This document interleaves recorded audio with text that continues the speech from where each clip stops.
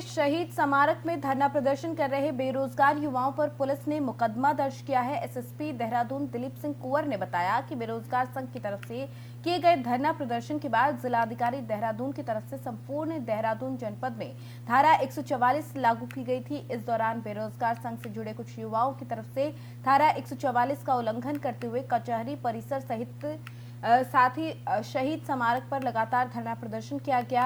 Police और प्रशासन की तरफ से कई बार समझाने के बावजूद भी उनका धरना प्रदर्शन जारी रहा, जिस पर सभी युवाओं के विरुद्ध कोतवाली नगर में थाना जो है उसमें धारा 188 के तहत मामला दर्ज कर लिया गया है। देहरादून पुलिस का सभी युवा साथियों से अनुरोध है कि कृपया व्यवस्था बनाए रखने में जनपद पुलिस को सहयोग करे और साथ ही जो नियम बनाए गए हैं उनका पालन जरूर करें।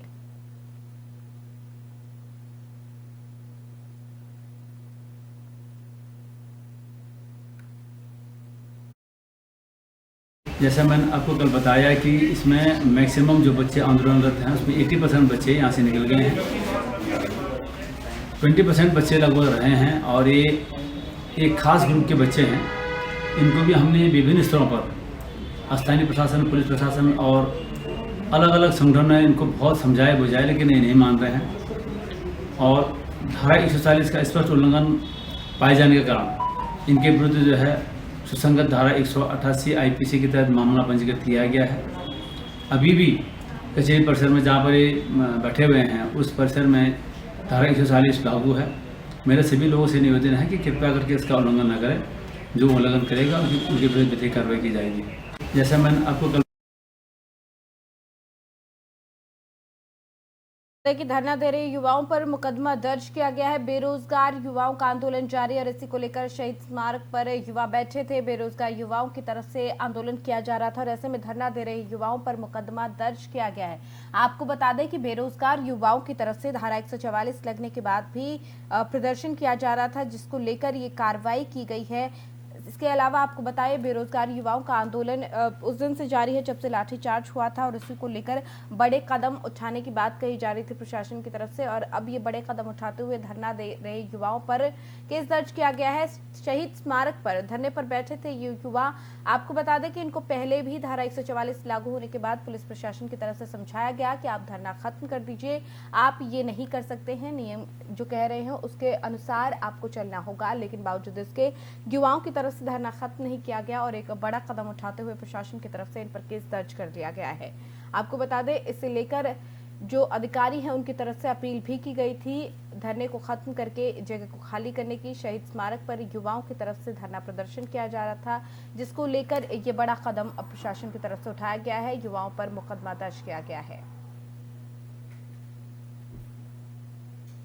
चलिए आपको एक बार फिर सुनाते हैं क्या कुछ पुलिस अधिकारी की तरफ से इसे लेकर कहा गया है।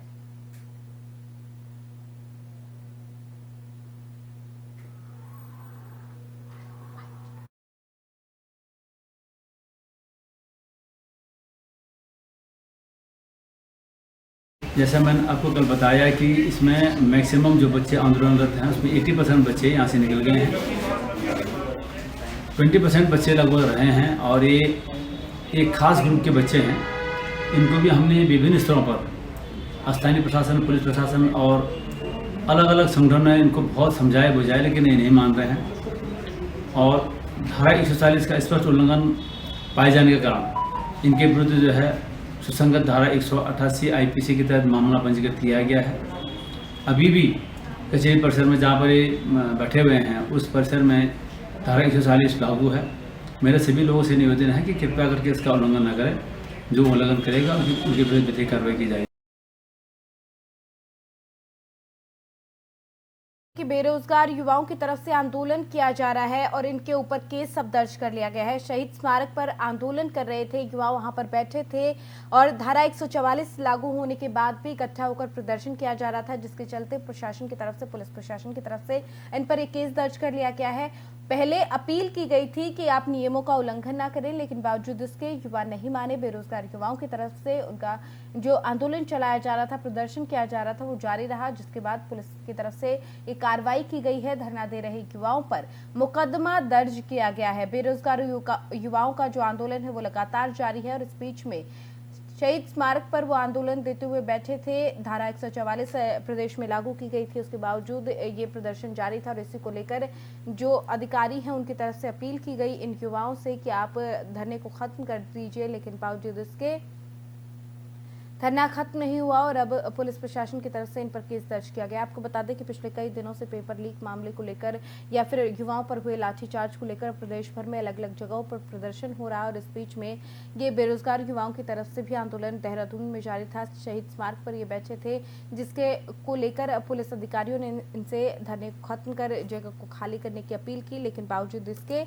यहाँ पर कदम नहीं उठाया गया इनकी तरफ से धरना खत्म करने को लेकर, जिसके बाद पुलिस प्रशासन ने इन युवाओं पर केस दर्ज कर लिया है। बेरोजगार युवाओं का आंदोलन शहीद स्मारक पर चल रहा था। धारा 144 लागू होने के बाद भी ये आंदोलन चल रहा था और ऐसे में जो बड़ा कदम है वो उठाया गया है और इन पर केस दर्ज कर लिया गया है।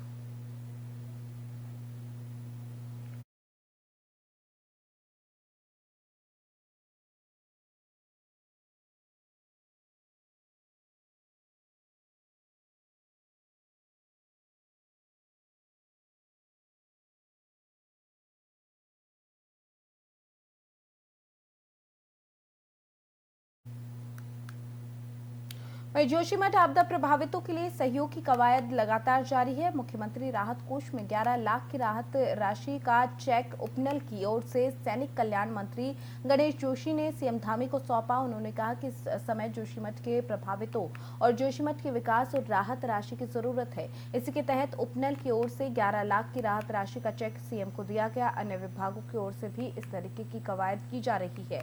आपको बता दें, मंत्री गणेश जोशी ने कहा कि जोशीमठ का टेक्निकल सर्वे किया जा रहा है और प्रभावितों को कहां पर विस्थापित किया जाए।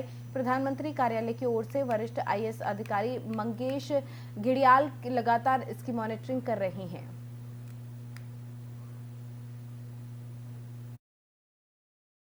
कि आज सैनिक कल्याण में जो हमारा उपनल है उससे हमने 11 लाख रुपए का चेक माननीय मुख्यमंत्री राहत कोष में दिया है, ताकि जोशीमठ के जो हमारा आपदा प्रभावित हैं, जो उनका पुनर्वास हो रहा है, जो अन्य सहायता कार्य चल रहे हैं, उसमें हमारा योगदान सुनिश्चित हो और अन्य विभागों के माध्यम से भी मुख्यमंत्री राहत कोष में पैसा दिया जाएगा, क्योंकि आज जोशीमठ के विकास के लिए धन की आवश्यकता है और एक छोटा सा प्रयास हमने किया कि आज